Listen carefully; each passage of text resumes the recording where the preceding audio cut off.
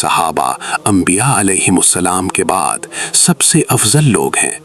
ناظرین، آئیے آج ہم آپ کو ایسے ہی ایک عظیم صحابی سے متعارف کرواتے ہیں، ایک ایسی شخصیت جن کا نام سن کر بہادری یاد آتی ہے، جن کی زندگی وفاداری اور ایمان کی روشن مثال ہے۔ یہ عظیم ہستی ہے حضرت امیر حمزہ بن عبد المطلب رضی اللہ عنہ۔ آپ رسول اللہ صلی اللہ علیہ وسلم کے چچا بھی تھے اور رضائی بھائی بھی۔ ناظرین، اسلامی تاریخ میں بعض ہستیاں ایسی ہوتی ہیں جن کا ذکر صرف معلومات نہیں دیتا بلکہ دل کو ایک خاص کیفیت میں لے جاتا ہے۔ ان کا نام لیا جائے تو دل میں ادب پیدا ہو جاتا ہے، نگاہیں جھک جاتی ہیں۔